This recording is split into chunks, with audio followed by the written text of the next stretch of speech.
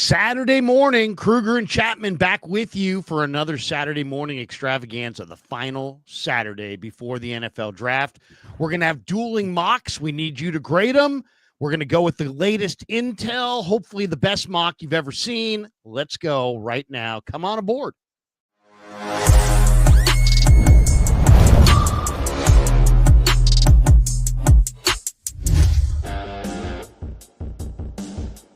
Off and running Saturday morning, exactly 1 week before the final day of the NFL draft. Thursday night, it all begins. The Niners have 11 picks, including the 11th pick overall. Welcome to the Krueg Show, brought to you by Pig and a Pickle. John Chapman is here. Our dual stream for both channels. And, of course, on my side, we're brought to you by Pig and a Pickle, the best barbecue in all of Northern California. Check them out. They're in Emeryville. They're in Corte Madera. They're open 7 days a week from 11 a.m. till 8 p.m. or until they run out, and they do run out. So get there early. Go say hi to Damon and Mary. Get some brisket chili. Tell them that Krueg sent you. And we're also brought to you by our good friends at LearnKey Upscale Academy. Great news for the Krueg Show subs. Our sponsor, LearnKey, is offering a free cybersecurity course valued at $99. The course is titled Protecting Yourself and Your Organization. It's 1 hour long, and you get the essential tips on how to keep you and your company safe online. It's a limited time offer, so don't miss out. Click the link in the description of the video to claim your free course and start LearnKey today at upskill.learnkey.com. And we should also remind you, today is the final chance to kind of recommend that you sign up for our April NFL Draft Challenge. We're giving away a $100 Visa gift card and a $50 Visa gift card, John. All part of our LearnKey NFL Draft Challenge. If you can predict the top 12 picks in the NFL Draft, you can win a $100 Visa gift card. It's totally free to enter. Just fill out the Google form linked in the description below with your predictions 1 through 12. And the entries will be graded on how many correct player to pick matches you get. First place wins $100. Visa gift card. Second place gets a $50 Visa gift card. Both guys who win, or both people who win, could be women, can appear on the Krueg Show during draft weekend. So hit the link, lock in your draft board, and let's see who really knows their draft. Good luck, and big thanks to LearnKey Upskill Academy for sponsoring the show and sponsoring the contest. And as I said, the link is in the description, and fire away. Win that $100 gift card. John, good to see you, man. We're off and running on a Saturday, and this is the final Saturday before Thursday night's first round of the draft. And I think we've been doing these mocks, and they've been a lot of fun, and we've been partnering on the mocks. Today, we decided that we will go dueling mocks, and we'll talk about it afterwards, and we'll let the fans decide in a poll on Twitter and of course, here, which they think is the best. And we want to go with a couple parameters today. You got to take at least one FCS or Division II or Division III player. So it can't all be powerhouse schools. It has to be one small school guy. There has to be two players taken from the same school. Okay, so you got to pick where you're going to take two players from. And then we'd like to play it out according to the latest intel that we have on the 49ers and their drafting. So why don't we go into that real quick? What do we actually know? And it's hard to say because it's lying season. So just seeing like a player mocked to the Niners constantly isn't really intel. Intel would be like Matt Barrows the other day, who covers the Niners, said the Niners are very unlikely to draft James Pierce or Mike Green at number 11 due to character concerns. So I would consider that intel. And that's only Matt's, he didn't say it at source, but I think that's his intel.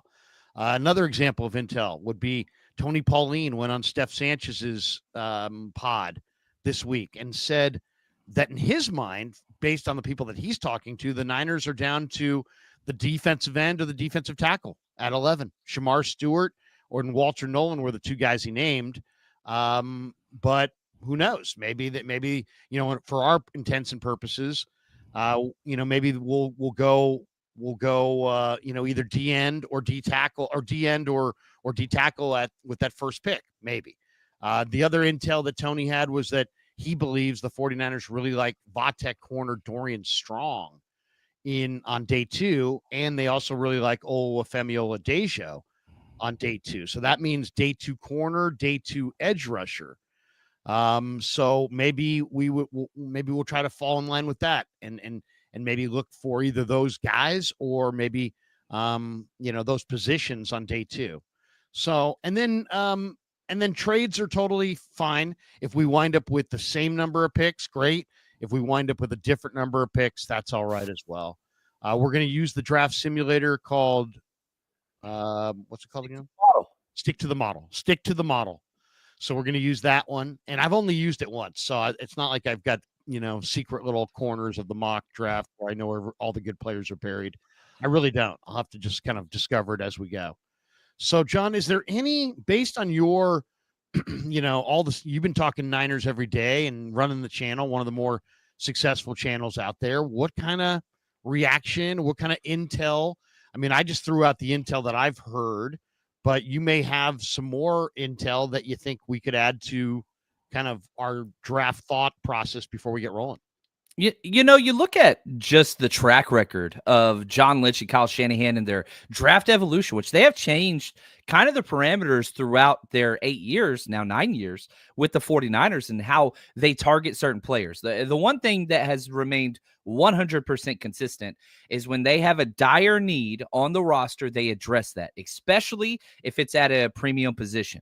Defensive line, offensive line, wide receivers, places like that. So when you look at this roster and you see the glaring needs at 2 defensive tackle spots and defensive end opposite of Bosa, it's very easy to connect the dots and say, man, defensive tackle, defensive end have to be amongst the priority. And then you match that up with the visits, the official 30 visits or any of the visits and contacts they've made. Again, shout out to Steph Sanchez for tracking all that. Defensive line is overwhelming. In fact, edge is way ahead of interior defensive line.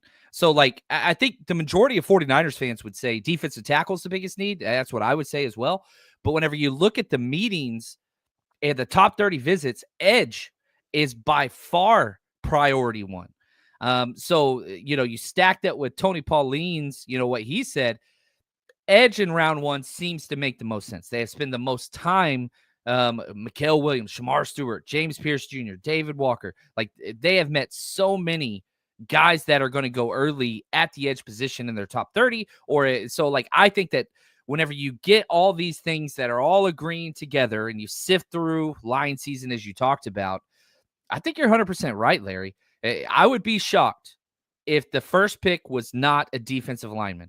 I personally, and I think a lot of 49ers fans would like offensive tackle if one's available, just because of the future and Trent's age, last year, Colton McKivitz, so on and so forth. But if I was a bet man, which I am, defensive line has to be where it's at, Larry. No question. No question. And yet offensive line has to be addressed. And if you said, what do the Niners really need to address? To me, they got to address the D-line, D-tackle, edge, got to address the O-line. I think you got to address linebacker, and I think you got to give yourself at least a weapon or two that's dynamic, and I think you got to find yourself a corner. So, I mean, though, if you said what are the absolute needs, I'd say corner, linebacker, D-line, O-line, and offensive skill positions, weapons. You got to have some more dynamic weapons if you're going to win. So they're really, really slow, and they're not very dynamic right now. They lost Debo. They lost Ayuk. So to me, they need weapons too. So there's a bunch of them. There's a bunch of them. 49ers, the 49ers 2025. Anthony Belton had a 30 visit, Krueg. Great job talking about him. Yes, I do take credit for his 30 visit. Without me, he wouldn't have been invited. You know what, Anthony? We had no interest, but there was this guy on YouTube who was talking you up, and so we decided to bring you in. But he did run an outside zone, a zone scheme. He played in a zone scheme. The guy's a condominium complex, and he's, played in a very comparable scheme. And by the way, Dane Brugler, who's on my NFL draft show later today, and I'm doing a 2-hour draft show today on KMBR from 12 to 2. I want to tell everybody about that. 12 to 2. And the guest today will be Dane Brugler, Matt Mayoko, Ryan Fowler from the Draft Network, and Todd Husak, the Good former Lord. That is an quarterback. all-star lineup, dude. Yeah. Larry, can I just say thank you for all the faithful. I mean, what you're putting out there, man. Thank you, man. Legend. Mm. Legend. God, that's Well, awesome. dude, you know me, dude. It's a labor of love. I mean, I'm doing this not for it's there's no work involved. I mean, it's all love. And by the way, before we get off and running here, we haven't yet to promote. Do you still have room available in the draft party for Thursday and Friday? John's having a draft party in the city. Demo Lenore is scheduled to be in the house, and tickets are still available. Before we get rolling, John, tell people about the draft party and how they can buy a ticket here. I would imagine there's a lot of people that, man, they were thinking, well, I'm not sure what I'm going to do with for the draft, and this might be perfect. Yeah, 49ers rushroadtrip.com. We still do have tickets available for day 1 and day 2, and it's going to be packed. I mean, we're talking big screen TVs and a 49ers draft panel, on stage giveaways. Kids are free. All kids get it free with a ticketed adult. 49ers trivia, competitions. We're going to have merch available, plus meet and greet Diamondor Lenore. Come on now. Come on out. 49ersrushroadtrip.com. We're going to be at Broadway Studios in the North Beach area, day 1 and day 2. Doors open 1 hour before draft starts each day. And, man, it's going to be a blast. Food, drinks, you name it. It's going to be a wonderful time with the faithful. That sounds great. Everybody sign up. Once again, if they want to sign up, it's just go to the website. Yep, 49ersrushroadtrip.com. There you go. Sign up, everybody, and enjoy draft night with John and Demo, and it's going to be good. Thursday and Friday night. Tommy Huxley says, Larry, didn't read my super chat. Oh, Tommy, the last thing I ever want to do is miss somebody's super chat, and obviously you must be talking about a different stream, right? Because obviously we have no supers up yet today. But Tommy, I apologize. I really do. Somebody puts their hard-earned money in the chat and supports the channel. Guys like John and I want to make sure that we pay that off every single time. And I must not have seen it. And if it was last night during the stream, I was about 4 beers in. So that's my excuse. Friday night is my Giants drinking show. And the Giants scored no runs, so I'm just sitting there powering down beers. So if you put a super in last night's show, there was the fog of beer. That's what happens when you power down too many Sierra Nevadas. All right, let's get this off and rolling. Is there anything else you want to get to as far as topic wise before we get into the mocks? I mean, there is the latest on Purdy. That there's a couple interesting little things I think for the Niners going into this draft. One, Daniel Jeremiah said yesterday that he expects the 49ers are probably going to trade down. So I thought that was kind of interesting. So that could be part of this as well, part of the intel. He also pointed out something that you and I and others have been pointing out, which is this is an enormous pressure draft for the 49ers. And Jeremiah's thought was the 49ers need a high hit rate. They really, if they're going to contend, they're going to have to hit on day 3 picks in this draft and find some useful, very useful players. I'm not saying they have to find Brock Purdy, but they got to find some useful players on day 3, or they're kidding themselves about any kind of Super Bowl or playoff run. I think I know it's an easy schedule, but this is not just like they got 2 good players out of the draft and they blew the rest of the picks. No, that's going to be a colossal fail. They really need a high hit rate in this draft. Yeah, I mean, you talked about all the needs that they have because they really punted on free agency. And so whenever you lose, 8+ starters and you don't replace any of them, that's difficult. So now you have 11 draft picks, which is the most in the Shanahan-Lynch era ever entering into a draft, which is good. And you have 11 draft picks projected next year as well, which is great.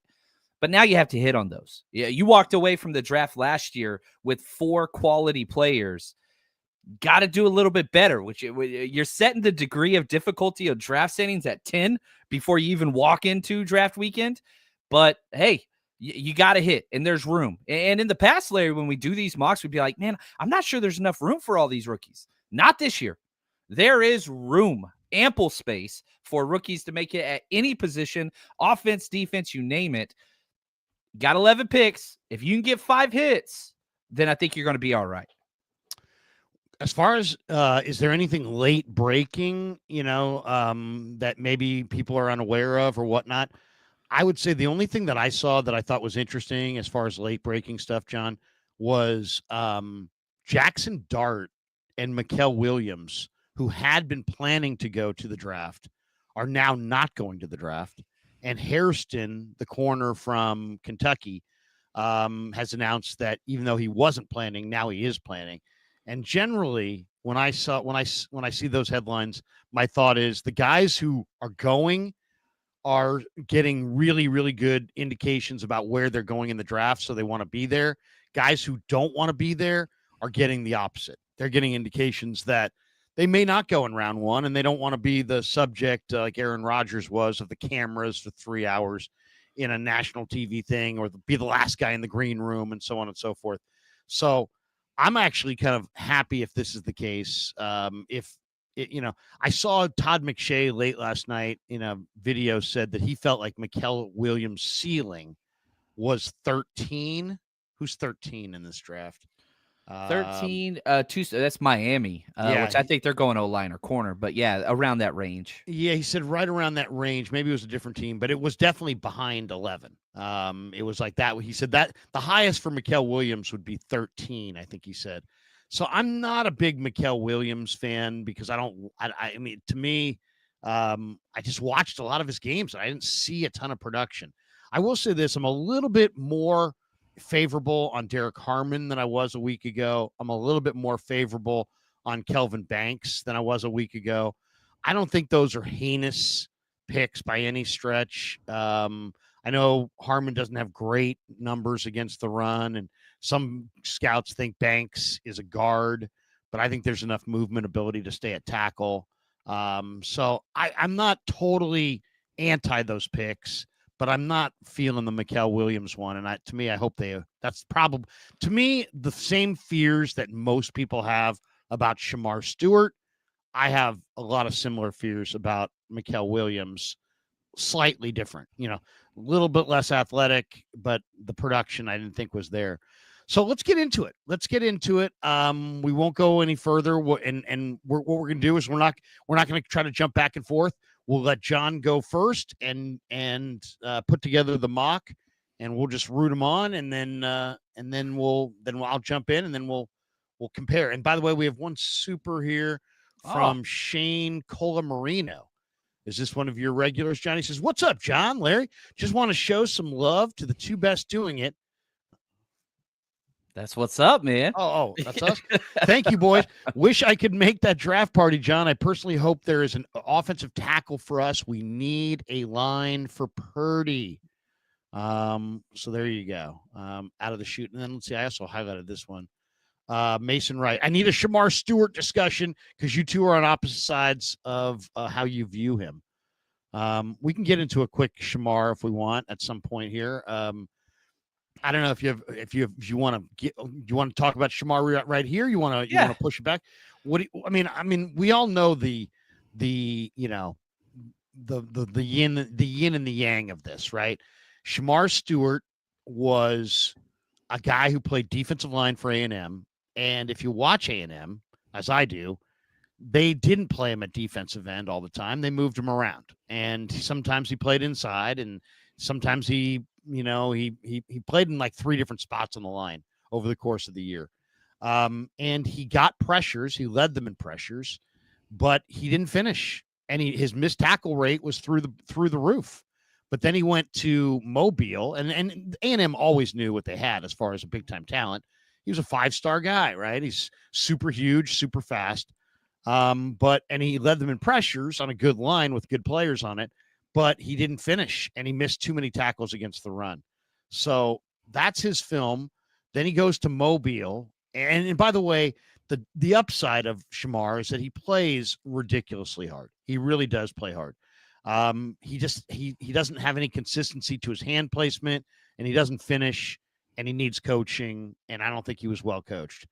So then he goes to Mobile, and he was so good that he only played for 2 days, and then they shut him down because he was the best player on the field. So they shut him down, and then he goes to Indy, and he puts on a absolute clinic. I mean, probably one of the best workout combinations of anybody there. And now you have Tony Pauline saying the Niners are going to either take him or Walter Nolan at 11. And there's a lot of people that see that 4.5 sacks in 3 seasons at A&M and are like, no. But before you yell, no, let me just say this. Don't overreact to sack production, especially when you're talking about a big-time athlete, because Danielle Hunter had the identical career. He really did. Go look it up. He played 3 years at LSU. He had the exact same thing, exactly the same, 4.5 career sacks.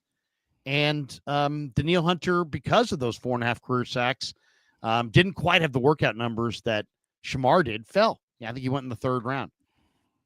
He has 99.5 career sacks in the NFL. All right.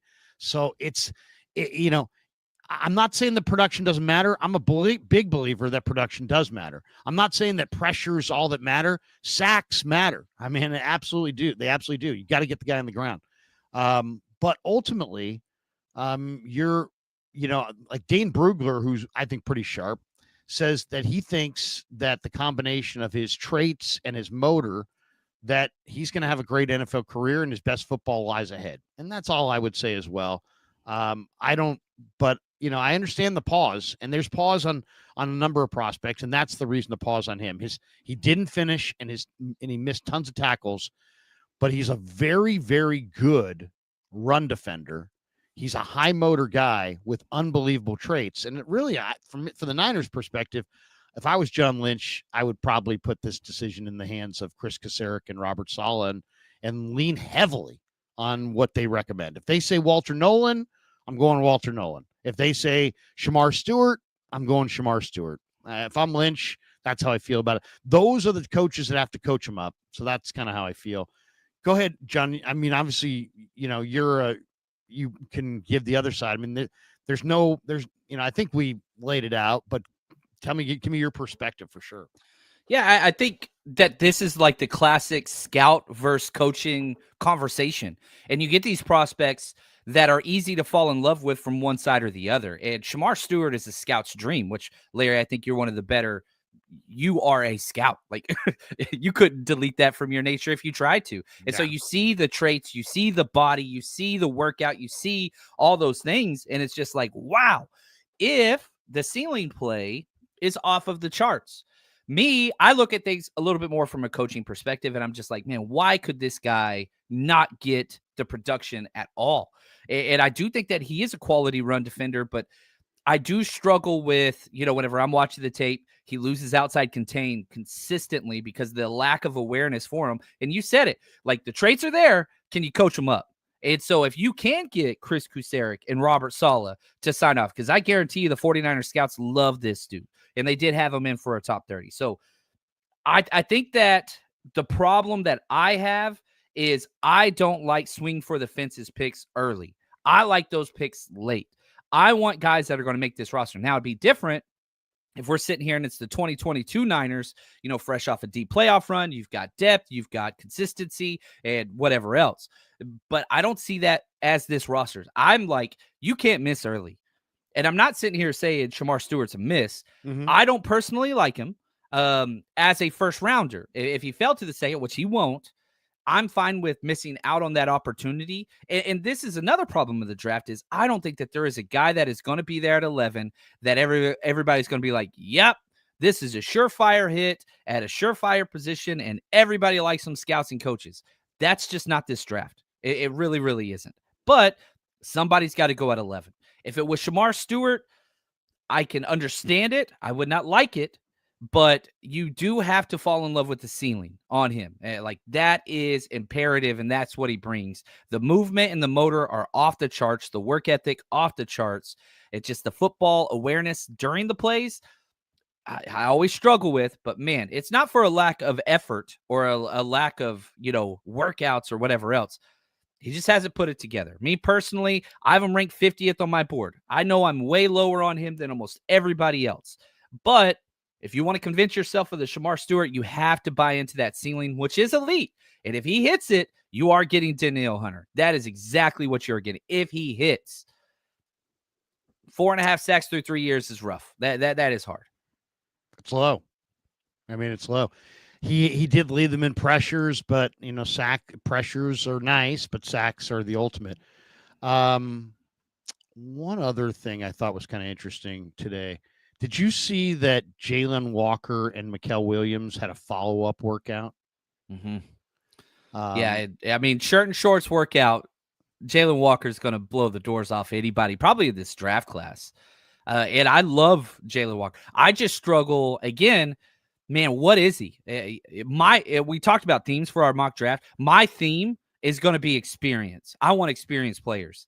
So, like, just off that alone, like, Jalen Walker has the least amount of experience for any player at any position anywhere in this draft. But the athleticism, and again, I'm not taking a tweener with no athleticism at pick 11.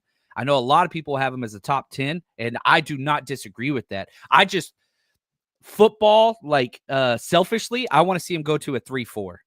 I just think that's where he belongs. 6'1", the elite athleticism. I want him in the TJ Watt role. And I don't think we really have that with the 49ers, even though it's a need. But I'm just like, man, for me, I want experience, and I don't want translation and let's see what happens here. I'm out on those type of players, but that's just my draft MO. But yeah, he is. You watch that workout, and you're like, Jalen Walker should go top 10. Is there a player, John, that as we're getting closer to this thing, you're getting really bullish on? And the only reason I bring that up is, our friend Brad Graham has a video out on does great work, man, on Jalen Walker, and he's got a little video out here, and he says that he's falling in love with Jalen Walker. This is number 11. And look at this. Look at the sprint speed there and the close on the Texas. He is the best graded spy I've ever seen in the history of me grading prospects, which we're at about 10 years now. So you deal with that what you will. But he is the best spy. If you have an athletic quarterback in your division or in your come on, man. He is the best. Kyler Murray I've ever seen. Yeah, you talking about a Kyler Murray possibly? Now the problem is Saleh doesn't do that. We do cover one under, but we don't run spy. Right. No, I and personally, if you said to me, as I've said, this guy I think is kind of like a Patrick Willis in that I think he's going to play inside linebacker. He's just going to be a great pass rushing inside linebacker at times. And the Niners blitz Willis at times. I see a lot of the same traits. When I say, Willis, I mean, obviously Willis played inside linebacker at Ole Miss. This guy plays defensive end, so it's a totally different college tape. But as far as athlete and guy, Willis was so clean and as far as, very, very into football, very smart, very athletic. I mean, Walker's all those things. He's so good, in fact, that he's probably not going to be there for the Niners. Let's be completely honest. He's probably going to be going 10th overall or something like that. One more super before we get rolling. Jack the Ripper. Morning, gents. Purdy signs for less than 50. Shemar Stewart ends up top 5 of the class, and we make the playoffs in 2025. Best 2 guys in the game to listen to. Great Saturday morning. Thanks, Jack. Appreciate you. Man, that was awesome. Seriously, very cool. All right, John, let's fire away. Let's get this show on the road. You're going to go first, and you have the ability to bring it up on the screen. So I'll just sit back and. All right. Go. So you got to. And by the way, we were talking about do you have a theme? Okay, and do you have a something that you're looking to do? For me, I'm looking for. I really believe my theme, and if Robert Saleh and John Lynch and Chris Cassera came to me and said, "Krueg, you're all about the Niners. What's your plan?" My plan would be go big. When I say big, go for bigger bodies on the defensive line, and I want smaller linebackers who can run and hit, and then I want big corners. Long corners who can come up and run support on the edges. So I want a thumper intimidator. We know what the Niners want in the safety. I want to find me another Malik Mustafa. So that's what I'm looking for. I'm looking for the thumper safety to go with Mustafa. I'm looking for a long-armed corner or two. I'm looking for a big defensive lineman, big body guys across the board, even at defensive end. And I'm looking for undersized but productive and fast linebackers. And I'm going to dominate the O-line up front with my big bodies. I'm going to cover that second level with my linebacker speed, and I'm going to end you on the edges with my length and tackling ability at corner. And if you're going to try to throw something in the middle of the field, I got a thumper who's absolutely going to take your freaking head off. So that's what I'm looking for. And that, offense, I'm just looking for, a great offensive lineman that fits my scheme and a dynamic playmaker or two. And if I can find a quarterback that I really love in the mid rounds, I'll try to squeeze that in as well. That's my plan. But go ahead, John. All right, so you just got to click on my thing to bring it up to the stage, which is right next to the present. There we go. So we're using stick to the model. And again, my goal is to get 2 Texas players or 2 Ohio State players. Like if I have we're doing 2 players from one school. One small school guy, two players from one school, one small school guy, and some theme. There we go. And my theme is experience. I want guys who have played a lot of football. That's the idea. I'm not even entertaining trading up, so I'm just hitting start, and I'm going to let it roll. Mason Graham, Abdul Carter gone. And trades are fine, by the way, if you want. Any trade up, trade back, your total, whatever you want to do, you're going to do. But your theme is experience. That's the goal. We'll see how it goes. Right, that's the goal. Once we get here. And you're going either Texas, maybe, or Georgia? Or Texas or Ohio State, which I'm taking the chalk there, right? They're both. Ohio State's going to have the most players drafted. Texas is going to have second most. Ole Miss or Georgia probably third. So we're sitting here looking at the big board. Tyler Warren, Will Johnson, Colston Loveland, Shadur Sanders. So we might have some trade. Yeah, we got 4 trade offers. Jahdae Barron, Mikael Williams, Shemar Stewart, Jahad Campbell, Mike Green. I'm sitting here and I'm just like, man, I think this is kind of how the board's going to go. And if it is, you're going to try to trade back if you can trade back, right? You got a really good trade back here from Atlanta. I'm not sure how realistic it is getting a 15th and a second-round pick. Yeah, that's very enticing. The Denver one, 20 and 51. Green Bay, I think this is probably the most likely. Miami giving up 11 and fall back 2 spots and pick up a late third. And again, it even shows you. Who do you think Miami would want in that scenario? Who would they be trading up for, you think? Probably the corner. If they're trading Jalen Ramsey with Will Johnson sitting there, that would make a lot of sense. Yeah, that makes sense. And so the best trade, and it even shows you 123%. So, like, I'm kind of stuck here, Larry, because I want to do a trade. Do I go with the realistic one? Or do I go with the best one that is offered? Go with the best one offered because, all right. I mean, unless you think it's crazy. I mean, what's crazy about that they would give their second round pick? I know nobody typically moves their second round pick, but you got to remember the Falcons are pretty impulsive. And they went, last year. I mean, they went with Penix on an impulse, and if you can get 46 and move down 4 spots. It seems like you're winning the trade overwhelmingly, but it's not one of those, NFL draft mock database trades where you get like 9 picks and, you could have like a 50-man draft class after 5 trades there. Yeah, I think I'm going to, just for realistic sake, I'm going to take the little bit lesser trade with the Broncos. They're falling from, they're coming up to 20. So we're going to get there 20 and 51. It's a 106. I got to try my hardest to keep this whatever. And I think that this is ideally where the 49ers would want to go, because this is where you get the linebackers, the defensive tackles that are there that fit. James Pierce, we talked about. Tony Pauline, probably not going to fit. You got Jahad Campbell, Mike Green, probably not going to fit. So I'm cool passing on those guys. But now I'm sitting here looking at Kenneth Grant, Derek Harmon, Walter Nolan. Love. They're all right. Absolutely love them. Now, I'm more of a Derek Harmon guy. I have Derek Harmon and Walter Nolan touching on my ranks, but I do have Derek Harmon 1 spot above. So I'm going to go Harmon here, and I'm going to let it ride. So I got Derek Harmon early. I'm a big fan of his. But if it was Walter Nolan, I'd be happy. If you trade back and you get Kenneth Grant, I'm happy. So there is no issues at all with what's happening. Look at that. Donovan Jackson sitting there. Freaking love that. And I have no problem. I think offensive line's a bigger need than the 49ers do. TJ Sanders is sitting there. Well, it's interesting. It's interesting too, John, just to interject here. What's interesting to me is this pick. I think this is going to, in a lot of ways, the really interesting pick, because every mock I do, there's somebody sitting at 43 that's like, you got to be kidding me. You know what I mean?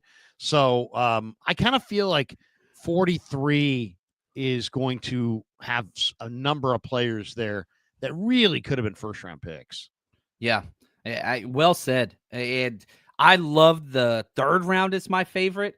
But, man, I'm sitting here staring at Donovan Jackson. I don't care. Plug-and-play starter, building through the trenches, makes Brock Purdy better, makes the run game better. You now have versatility at the offensive tackle because he can kick out. Simple. I'm taking Donovan Jackson, building with the defensive tackle first, and then I'm building. And, man, Donovan Jackson did get the best of Derek Harmon in their first matchup, but then he got kicked outside when Josh Simmons injury or whatever. But anyway, so I've got my first Ohio State That's guy. interesting because Dane Brugler, who's got the Beast draft guide, did not have Banks listed as a tackle. He had him listed as a guard, and he didn't have Jackson listed as a guard. He had him listed as a tackle. Now, I know Jackson played left tackle on the national championship team, but he was a guard before that. But you know what? I think Jackson and Booker are in their own category. And if you can get either one of them, I think Donovan Jackson would start week 1 in this team at left guard. I think he would as well. And I mean, talk about having Pooney and Donovan Jackson together. Do they value it that much? That's a question. But the value there, especially with this trade bet, because now we're sitting at pick 50. And, man, you can get a stud tight end, Mason Taylor. You can get a stud linebacker, Carson Swissinger. You can get another stud edge guy, JT Tumalau, which that's what I'm going to go with because I'm checking boxes here. And so this is a bonus pick because we fell back. JT Tumalau, elite motor, loves football. Check, check, check. Played a lot of football. I would have went Carson Swissinger there, but I said experience. He's only started for 1 year. So that's a little bit of a rough one. That's a good one. That's a good. I wasn't a huge fan of JT Tuamolo. I kind of had him and Sawyer in the similar category, right? But you know what? I went back and watched Tuamolo more this week. What I really admire about him was how productive he was in the playoffs. I mean, he had a bunch of pressures and sacks, and he really elevated in the playoffs. So, to me, I like guys who play big in big games, and Tuamolo kind of proved it. Where Sawyer did play some big moments, obviously, he had a huge interception. But the stiffness of Sawyer, to me, is kind of the overarching trait in his game. So I'm not a huge fan. So we've got Derek Harmon. We got our 2 Ohio State guys, Yep, Donovan Jackson. So we still need a small school guy at some point. I wonder if Jalen Royals is still here. I think he's gone. He is one of my favorite small school. Ooh, Charles Grant. I would not be upset about that, but it's a little early. Demetrius Knight. Love that play. Harold Fannin. I love Harold Fannin Jr., man. Ozzie he has a good swing tackle, they say. Yeah, he's played a lot. Jared Ivey. We've talked about him, but we already went defensive end. Running back, man, are there any corners here? Andrew Makuba, I love. There's Femi Oladejo. Wow. Chris Paul. What pick are we at right now? We are currently, I think this is 75. Wow. So I don't think Oladejo's making it to 75. I don't either. But you know what? I mean, because he's considered, Kuiper had him down as one of the fastest risers of anybody in the draft. So I don't think he makes it there. I think if the Niners really want Oladejo, they probably got to trade back in round 2 or trade up in round 3. But obviously, we're playing this out the way it shakes out in the mock. Right. So now I'm sitting here and I'm like, dude, I need a starting spot. I'm thinking about doubling up at defensive tackle, linebacker. There's some great linebackers here. Corners. There's some great corners here. And I'm just sitting here. I'm like, man, which one of these do I want to go with? And probably I think Demetrius Knight, thumper linebacker. I think he fits your, experiences there. Thumper. I like that pick. I want the starter. I'm going Demetrius Knight here. I'm curious, man. We're going to double up on a couple picks probably. Oh yeah, I love Demetrius Knight. I mean, Yeah. he's just a savage linebacker. The speed, the hitting ability. I mean, to me, he's just playing on a different level, different speed than the rest of the guys in the field. Jacob Parrish went, who I was hoping fell, but now we're looking at corners, and there's a lot of guys I really like. I love Denzel Burke. I like Zy Alexander. I like Quincy Riley. I like Noah Williams. Dorian Strong still sitting there. So I'm like, man, there's 4 guys in this corner room that I have close, and we're picking at 113. This is pick 100. So I'm like, you know what? I'm just going to wait on corner. That's probably going to be my next pick. Man, Oladejo's still there. Anthony Belton there. Talk about experience.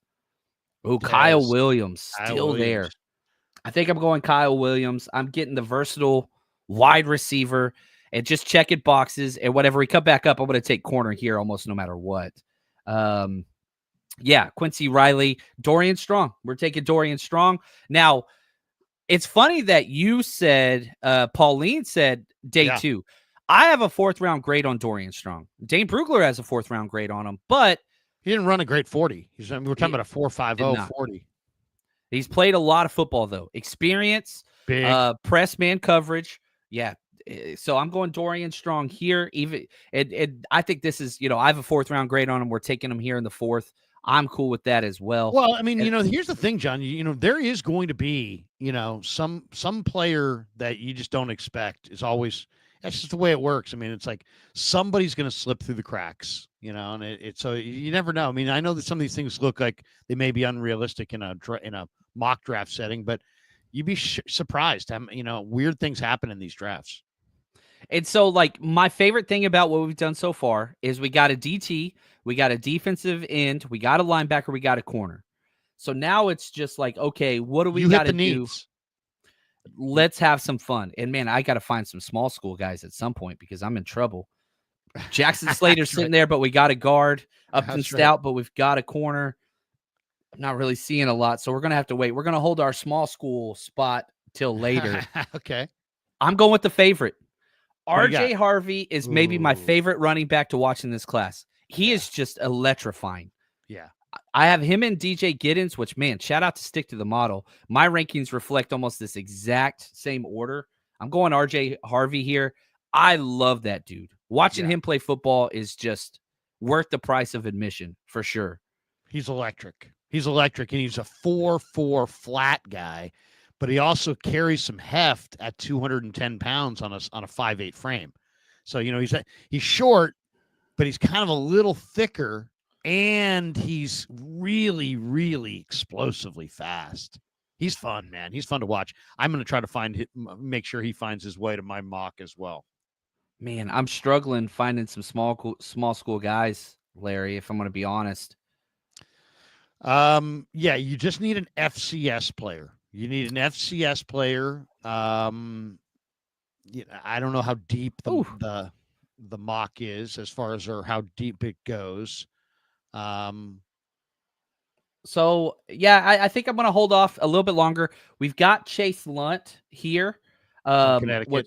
which I'm pretty excited about. And so we waited on offensive tackle, so I'm going to plug that in there. I think he's a good scheme fit. Not ideal. Like, no matter how you draft, there's going to be a position like, man, I wish we would have went earlier. Offensive tackle is that for me.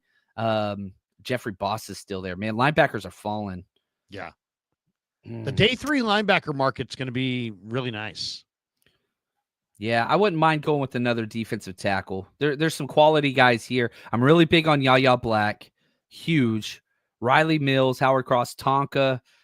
Man, we talked about 2. Why not? I'm getting another Ohio State guy. Give me Ty Hamilton. We've got 3 Ohio State guys. Defensive interior player. Pretty solid. Why not? Again, you could do a whole draft just on Ohio State and Texas guys. There's so many. Oh, I know. Seriously. Ohio State and Ole Miss, too. I mean, Ole Miss got a ton of guys.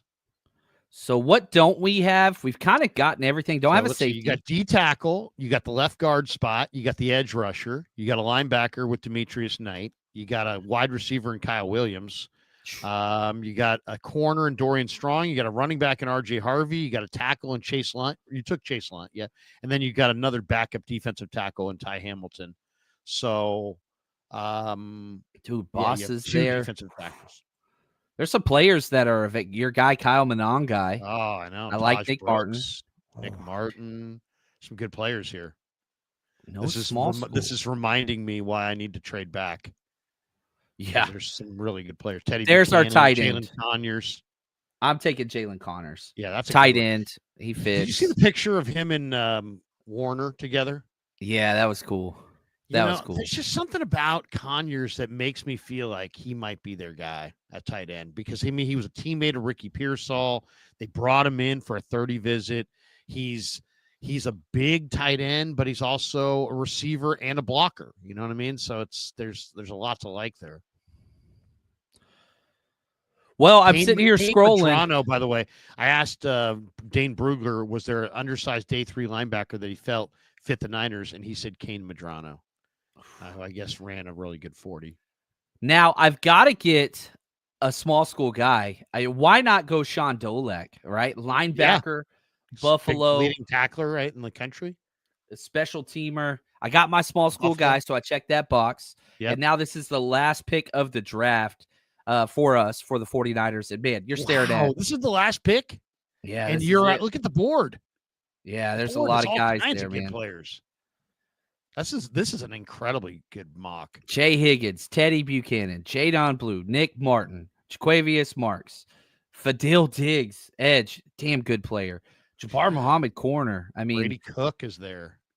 That's this draft. Krosky Merritt is a good player. Fun player. Elijah Badger is a NorCal guy. I was told from Florida. Ricky White's still there. Ricky White, Biggers is monstrous. Eugene Asante. I think we don't have a Lynch safety. May like Dan Jackson. Lynch may. I'm checking it off. I'm going Dan Jackson. Safety. Jackson? Why not? Let's plug a need, and worst comes worst. Special team at the Georgia Pro Day. 4.44, and he looked good in the All-Star game. I mean, he's Dan Jackson. I mean, everybody's talking about Malachi Starks and for justifiably so, but Dan Jackson, pretty good safety as well. All right, so I've got my draft. Now it's your time to do work. I like it. I feel pretty good about it, though. Derek Harmon, save that. Let's not lose that. But Derek Harmon, Donovan Jackson, JT Tuamolo. So you went 1, 2, 3, D tackle, left guard, defensive end, baby. Then you went linebacker, Demetrius Knight, wide receiver Kyle Williams, corner Dorian Strong, running back R.J. Harvey, offensive tackle Chase Lunt, defensive tackle Ty Hamilton, tight end Jalen Conyers, small school linebacker Sean Dolak, and Dan Jackson to finish it out. And I'm not upset. The theme was experience. Okay. All these guys played a lot of football. I like it. Very, very strong. Very, very strong. Okay, so what are we going to do? Let me put that. Let's move that back here. And wait a second. I'm excited to see what you're going to do. Wait a second. Wait, how do I do this? Oh, there we go. Okay, so now I share the screen on the simulator on my side. Here we go. And we'll try my mock effort. All right, here we go. Niners, 7 rounds, speed, start draft, boom. Okay. As I said, what am I looking for? I'm looking to rebuild the defense first and foremost, but I also on offense want to get some things done. And on offense, I want to get a running back for sure. I want to get an offensive left guard for sure. I want a dynamic weapon in addition to that running back. Either a receiver or a tight end or another running back. I want to get a dynamic weapon, a running back, and a left guard. And you know what? I'm going to trade back and I'm going to look for extra picks because I think that's probably the way I would go. And that's the way. And I do like the idea of Walter Nolan. So Niners at 11. If I want to trade back, how do I do this again? So the trade. Oh, you got to start it first. So you hit the start in the middle. Down, down, down. Bottom here red we go. button There in the we go. middle. There you go. All right, here we go. Now we're moving. Now we're cooking. Now Mason we're Graham's cooking. on. Now we're cooking. Okay, so we're here at 11, and Similar to mine. Tyler Warren's there, Jedi Barron's there, and Jihad Campbell's there, and I like all of them. And Nicky Manwari's there. I like him too. And you see Grant and Nolan down there and Booker. So I'm trading.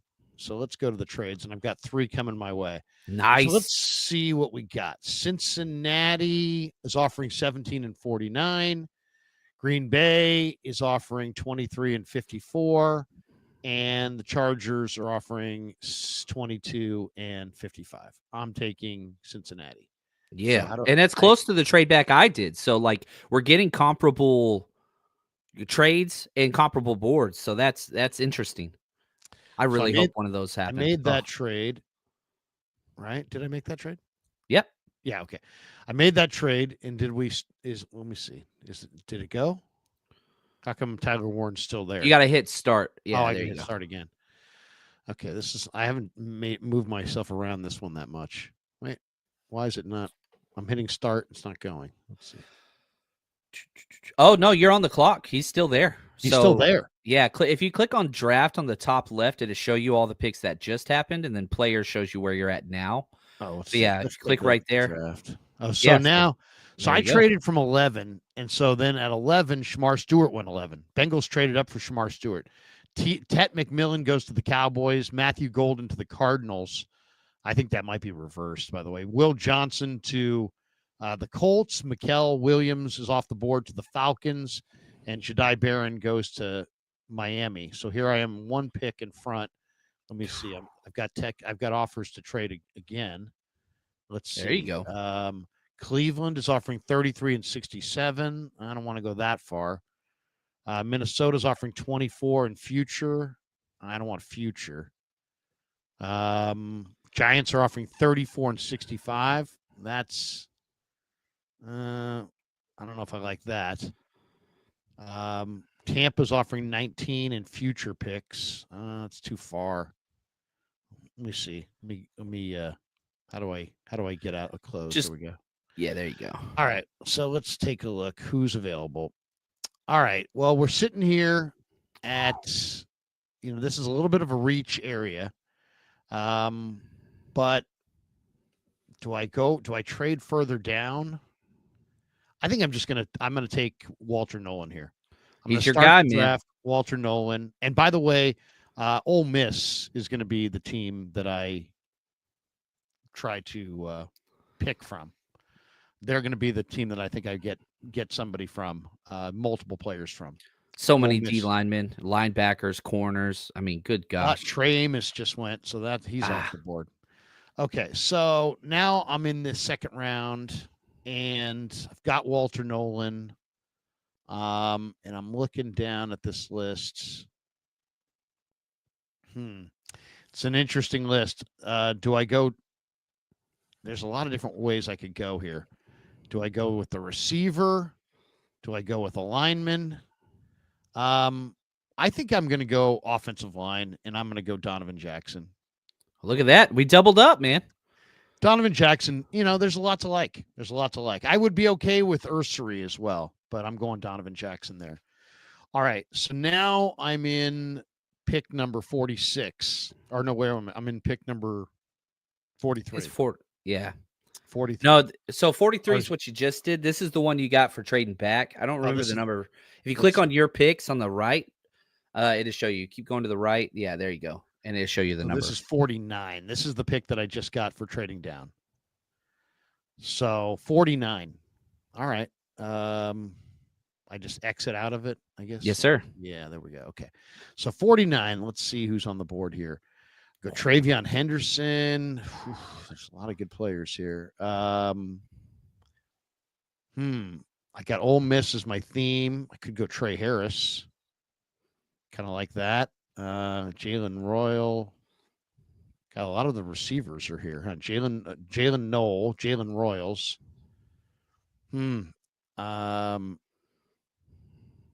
Wow.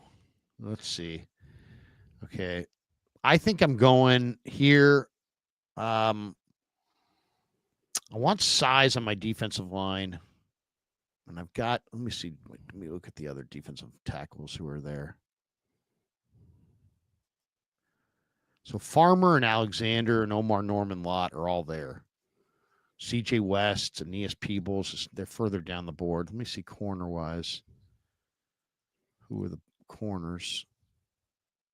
Wait. Let's see. There we go. Oh, I got to there we go. Jacob Parrish is there. Oof. Yeah. Darren Porter's the biggest corner known to man. That dude's an alien. I know he's a big corner. I like Zoff Frazier. He's a big corner.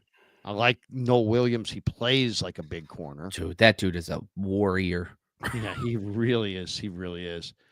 Man, this is tough. Edge. Let me check edge here. Yeah, I mean, I could go Landon Jackson. Give you a big huge. Edge. Yeah. Let me look at the linebackers. Where are we? You know what? Where pick are we at? This is 49. This is the bonus pick for trading back. Yeah. I like Chris Paul, but he's at 97. That's a little too low for me. Do I go Schlesinger? I like Demetrius Knight. These are very difficult decisions. Second round, I feel this way all the time. Third round, I love. Every time in the second round, I'm like, I feel this way every time. Yeah, I to me, this is the dynamic pick, where I can kind of go whatever direction I want to go. I think I'm going to go Trey Harris here. I love Trey Harris. To me, Trey Harris is a terrific starting receiver. 49ers are going to have a better receiver if they can't just go with Ricky Pearsall and JJ. I mean, people are like, getting so excited about Ricky Pearsall's last two games. It's like, okay, I'm excited too, but you're going to put your whole season on that? I mean, I don't know. I would not. Okay, so now we're at pick 79, and let me check my picks again. Let's see. We have Walter Nolan, Donovan Jackson, Trey Harris. Solid foundation, man. Solid foundation. I want a big defensive line. I like some other guys. Let me look at the edge. I think I'm gonna go Jared. No wait. No, Jared Ivey's at 85. Let's see. Chris Paul's at 97. I think I'm gonna go. I'm gonna shock some people with this one, but I'm gonna go with Jared Ivey. I like Jared Ivey from Mississippi, Ole Miss. He's a basketball player. He's 285 pounds. He's just now starting to get his pass rushing chops going, and I really like him quite a bit. All right, here we are. Now we're at our next pick, and this is pick 100. So we have defensive. We have an edge, a wide receiver, an offensive lineman, and a defensive lineman. So we've hit the needs pretty much. Now let's see what else is out there. On this one, I think I'm going to go with Chris Paul. Your theme of Ole Miss. I think we got the entire starting roster. I freaking love it. We got a lot of Ole Miss. But I really like Chris Paul. I think Chris Paul is going to be really good. All right, so now we've moved down here. This is pick 113, and we pick again at 138. So we've gone with 4 Ole Miss players out of 5. Right now, there's people in the media room writing stories about what the heck's going on here. Why the Niners taking all these guys from Ole Miss? They didn't even make the playoff. All right, so now I'm sitting here, and this is tough because I pick. What was my next one? I've got 113 and 138. Okay. So 25 picks between you. Yeah. And you know what? It's really tough. This is really tough, but I'm going to go with the guy who's going to join me on the Krueg show tomorrow, and that's David Walker. Ooh. There's my small school guy, Central Arkansas edge rusher. Really like him. And now I had to pass on Aeneas Peebles to get him, and RJ Harvey. But I really like that player, and I just lost out on JJP Geese as well. All right, now I'm looking for. I said I want big corners. Dorian Strong staring right at me, and so's Kobe Bryant. So's uh, Upton Stout. Those guys are all big corners for sure. Let's go all and see what the best is. Dorian Strong's right there, and supposedly they like him. Um, that's a tough one. Looking down the road there. Okay, on this one, I don't have my corner yet, so I'm gonna go Dorian Strong. We both in that same spot took Dorian Strong at 138. So Yeah, no, I took him 113. So you got him 25 picks later than me. I got a little value. Nice value. Nice. Little value add there. Let's see. So what do we got now? We've got defensive tackle, left guard. We got a wide receiver, starting wide receiver. We got a defensive end. We got a linebacker. We got another defensive end, which is I do want numbers there. I got a corner. Okay, let's go back. Now let's see. I know I'm looking for a dynamic weapon potentially, or another defensive lineman, or another corner. I think I'm going to go right here with Brashard Smith from SMU. Brashard Smith is a receiver, running back. He's been both. I think he could be either for the Niners. I kind of like him more going back to receiver. He went from receiver to running back. I think I would turn him back into a receiver. Either way, though, he's dynamic. He's super dynamic, and he's a small guy, but he's definitely dynamic and electric. They need a big playmaker. Okay, so now we're in kind of the value part of the draft. Now I think this is where we double check how many we got left. So we have 4 picks left. And I still have other players that I want at the end. So let me see. Now I'm just going to play. I'm going to play truly best available, whoever jumps off the board at me. This is a great part of the draft, by the way. Yeah. Okay. Day 3 is going to be fun, man. I know this is going to be unpopular, but I'm going Riley Leonard. I really like Riley Leonard. I put down in my notes Riley Leonard no matter what. And at this point, if he's there at this point, I think that's a good pick. When the Niners had their Alex Smith, Matt Mayoko, Brock Purdy, Steve Young, Jeff Garcia thing, did you see that? Yeah, it was awesome. Riley Leonard came out and attended that and asked a question. So that to me was like, whoa, that was an eye opener. All right. So, all right, now we're at the kind of the back end of the draft. I just went running back and wide receiver, and I've got 3 picks left. All right, let's see who's on the board here. So now we're in the draft part where there's a lot of good running backs. I mean, look at this. I mean, you get Trevor Etienne, Jarquez Hunter, Kalel Mullings, Kyle Monangai, Taj Brooks. Gosh. I mean, this is a good group. I think this is how it's going to go, too, because it's so stacked in rounds 5, 6, 7 for running backs. Like, there are so many guys there. Yeah. Man, I love it. I'm going Kyle Monangai. I just think he's just too good. But now there's other guys. Willie Lampkin just went to the Colts. Conyers just went. I was hoping for those guys. All right, let's see. I do have 2 more picks here. Let's see who's at the end. I probably go Teddy Buchanan here, linebacker from Cal. I have a 5th round grade on him. And now I'm in my last pick, I think, right? Yes, sir. Okay. Did I go small school? I did. Yeah, you took Central Arkansas, who I play NCAA dynasty mode with.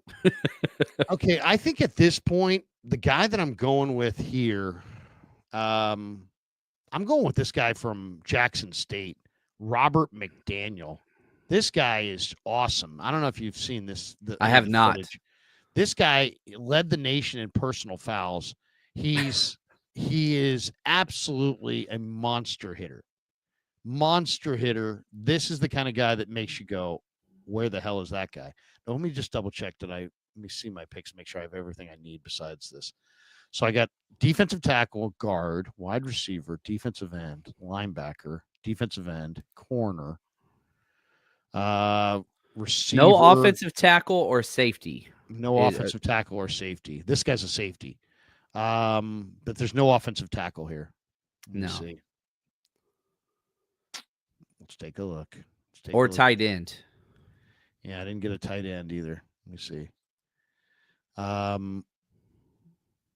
Offensive tackle. I like Miles Hinton. I like Caleb Etienne. I don't know if I like any of those guys to draft. Okay, so that's not good. Tight end. Let's see, tight end. Urasek, I think, could be an after the draft guy for the Niners. I like Fairweather. I like Cole Taylor. G. Scott's not bad. Malik Carr's not bad. Okay, don't see it there. Gosh, really tough here. A lot of people I like. There's a number of guys I like here, but Batty wouldn't be bad. Krosky Merritt wouldn't be bad. Do I have a receiver? Yeah, you got Trey Harris. I got Trey Harris. Okay. Let me see. What am I looking for here?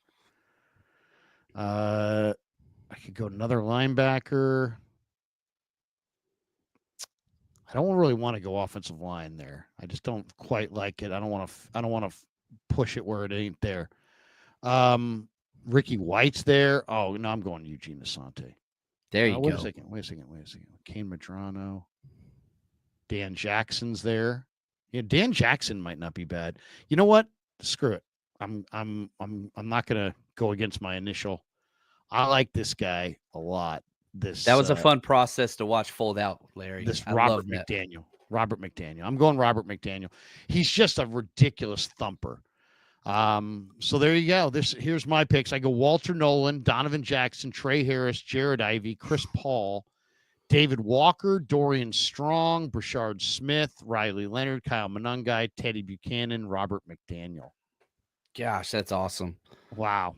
So there you go. Sign me up. My guess is that your draft will probably people will look at it. They'll probably. So we doubled up with Donovan Jackson and Dorian Strong. Dorian Strong. I really wanted RJ Harvey, but I went in a different direction. So I took a chance on Riley Leonard. So I went quarterback. You didn't go quarterback. I didn't.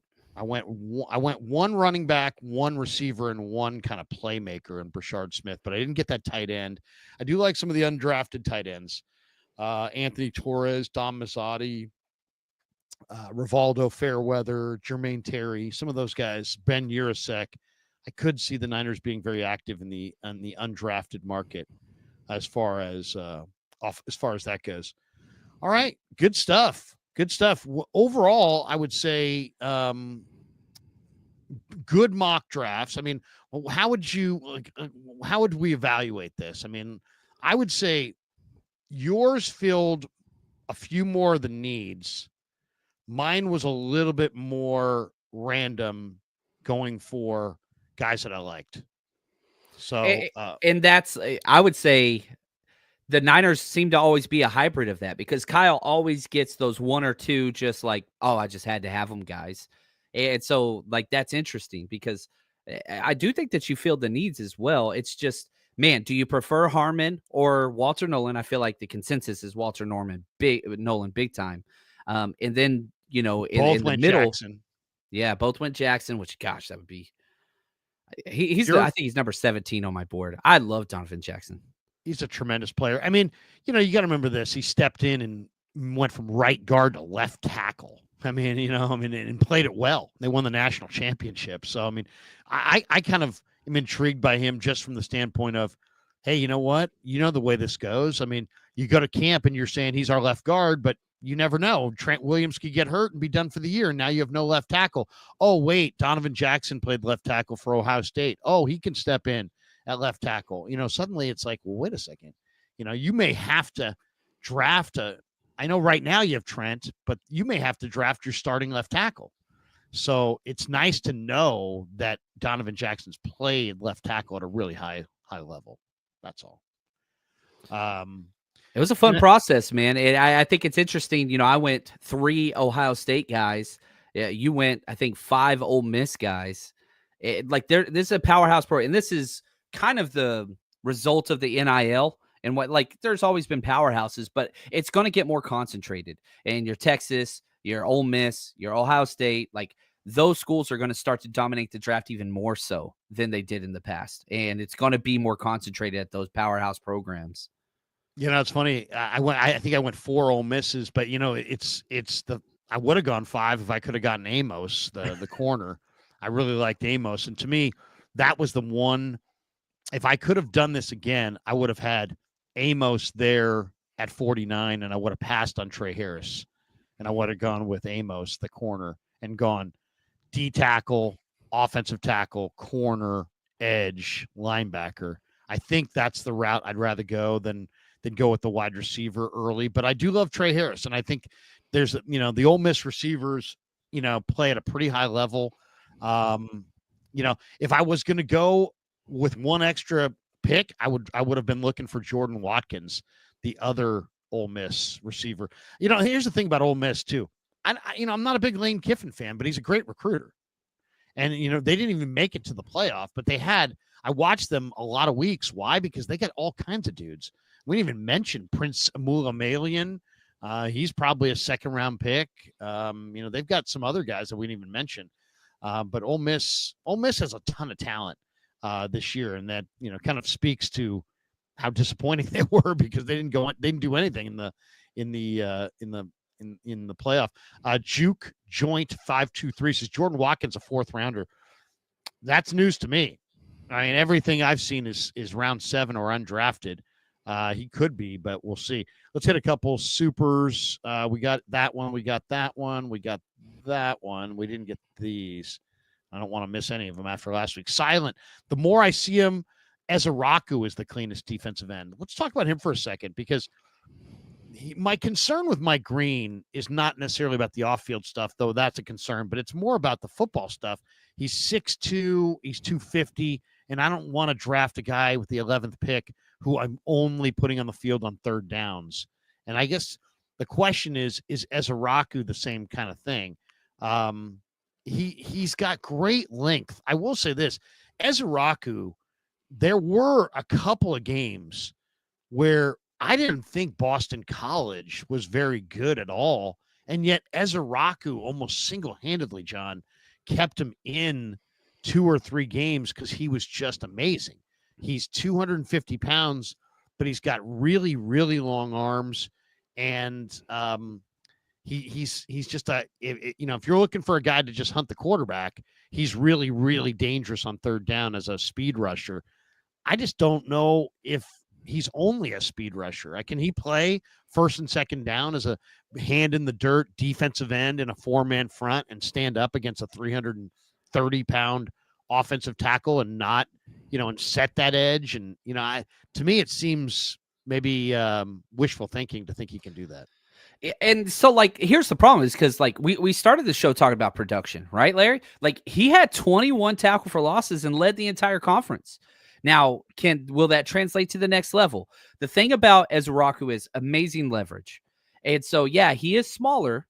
And again, probably should go to a 3-4, but he could play the wide 9. Do you want him out there on all, your goal line packages and whatever else? No. But I do think that he is a quality run defender because he plays with such great leverage and he attacks. When you watch pull the backside guard or the backside tight end and those samurai, split zone, whatever, he attacks the hell out of it. Plays with the right shoulder leverage consistently. So I think that he could. That's not why you're drafting him. And, like Larry said, the small stature and weight will push him down the board. The production's off the charts, no doubt about it. But I think that this is a back end of the 1st, early 2nd round grade. I don't think he makes it to 43. So I don't even think the Niners are going to have the chance to draft him. You don't take him at 11. I think he's going to go kind of, high 20s, low 30s. That's kind of the point that type of player goes, but you're getting a damn good football player. Well, and it's funny too. I mean, the edges come in different shapes and sizes. Who are the big, so the smaller edges would be like Ezeraku, 6'2", 248, Mike Green, 6'3", 251, Abdul Carter, 6'2", 249. The bigger edges would be like Shemar Stewart, 6'5", somewhere between 270 and 280. Nick Scorton, 6'3", in that 260, 270 range. Landon Jackson, big player, 6'6", in the 260, 270 pound range. Jordan Birch, he's 6'4", he's more like 280. Even JT Tuamolau is over 270 pounds. Olafemi's a little smaller.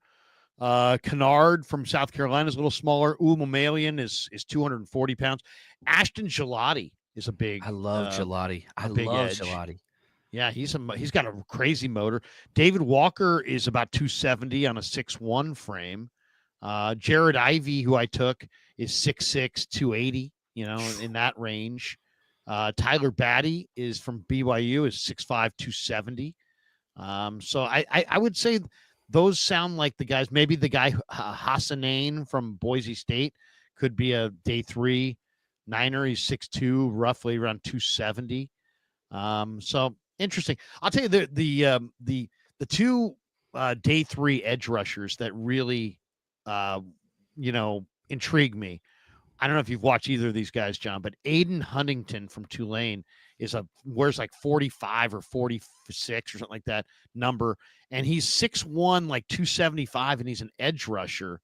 And he looks like a defensive tackle, but he's fast. And really productive, like 8 or 9 sacks. I mean, he's a pretty good player for Tulane. And then Johnny Walker Jr. from Missouri, who is another small edge. He's 6'3", 245, but man, he had 2 sacks in the All-Star game, and he just came flying off the corner, and he looked really, really good. So it's going to be to me, how they fill this edge spot is going to be interesting. And I know they're intrigued by Shemar Stewart, but I wonder as we get closer if they just say, you know what, the risk is just too great with Shemar. That 11 pick is going to upset people. There is no way you're going to get adequate value and please half of the 49ers fan base. Like, people are going to be upset unless you trade back. That's really the only way. Or if Membu fell, right, and they just took Membu, something like that. I think people would be like, all right, big dominant right tackle. I guess the question is, can he play left tackle? Nicholas Parr in the house. He said, looking forward to seeing these mock draft results, guys. Love when you collaborate. Hopefully Kruger can show up to the Road Rush draft party for a little while. I don't think I can go day 1 because I've got day 1 responsibilities, but possibly day 2. Possibly day 2. Do I have to confirm, by the way, more before day 2, or could I text you day 2? If you show up, the bat signal will be illuminated in the sky, and everybody will rejoice. You do not. There is a standing invitation to anybody in the crew community. No, thank you, dude. Thank you. I appreciate that. Have a great holiday, guys. Yeah, we should tell everybody Happy Easter Sunday. It's funny. I turned on the news last night. And the weather guy was like, yeah, there's, a lot of people could be traveling around this weekend. There could be a lot of people on the roads and doing their thing. And it's like, you can't, it's like, I realize it's the news, but you can't just say, hey, it's Easter Sunday. I mean, we're in that mode where it's like, no, do not say it's Easter Sunday. Anyway, whatever that means. But hope everybody has a great holiday. Johnny, are you going to be hitting a brunch tomorrow? We've got a big Easter dinner. We've got a big Easter dinner. That's the plan. And here's my life, if you want to know. Our French Bulldog's birthday is tomorrow. So we've got Easter Sunday church. Then we've got some type of dog whatever celebration. That's my life. And then we got a big Easter dinner. So tomorrow's going to be a fun-filled day, celebrating all kinds of fun things and being with the family, which I'm excited about. Easter dinner, is that ham? Is it turkey? Is it a roast of some kind? Are you going chicken? What? I'm an Easter ham guy. I'm an Easter ham guy. Yes. What do you put on top? Do you go with the brown sugar mustard? Whatever you put that little brown sugar, a little maybe a couple different kinds of mustard. Maybe some people like a little cloves. Maybe throw some cloves. I'm a brown sugar guy. I'm not the big mustard guy. I could do the Okay. Dijon, right? But Yep. I like the brown sugar. I like the sweet, and then you have those like ham sandwiches for like the next week. You know what I'm talking about, the leftovers, and I'm just like happiest man alive. Is there anything better than a day after event ham sandwich? It's the saltiness of that ham, but on some nice bread. And you get some nice little mayo, little mustard. Ooh. That's what's up right there, man. Oh, man, that sounds good. All right, that's going to do it for us. Thanks to okay, I saw the private chat note. Okay, so we're going to put these, I'll put this out on Twitter. I'll probably make a video later today. Oh, it's Callie Young says it's called the glaze, Larry. Thank you. A little brown sugar, a little mustard, it's called a glaze. Thank you, Callie. I needed you there. Kyle McKiernan with a little recommendation. Get yourself the Sierra Nevada mustard, Larry. Then get back to me. It's incredible. And the way he said "get back to me," very Jim Calhoun, like get your facts and then come back to me. Remember that? He lectured that guy. Aren't you making the most of any state employee in the state of Connecticut? Get your facts and come back to me. Jim Calhoun. One for the ages. All right. That's going to do it. Hope everybody has a great day. If you have an extra 2 hours this afternoon, or if you just want to get more draft coverage from noon to 2 today on KMBR 680, we're going to have a 2-hour draft show that will include Matt Mayoko, the great Dane Brugler, Todd Husak, and Ryan Fowler. Wow. So I'm looking forward to that, and should be great. John, always awesome to stream with you. Once again, on the way out the door, tell people one more plug for the draft party. Yeah, come out with us, man. North Beach area, San Francisco, days 1 and day 2, family-friendly event. Kids get in free. Go to 49ersrushroadtrip.com, 49ersrushroadtrip.com. Get to meet Diamador Lenore. Let's go. Hit a like and subscribe on your way out the door. Support both channels. Thanks to our sponsors, Pig and a Pickle and LearnKey Upskill Academy. The links are in the description below. For John, I'm Larry. Have a great Saturday. Happy Easter, everybody. Peace. Yeah, never met a man I've been scared.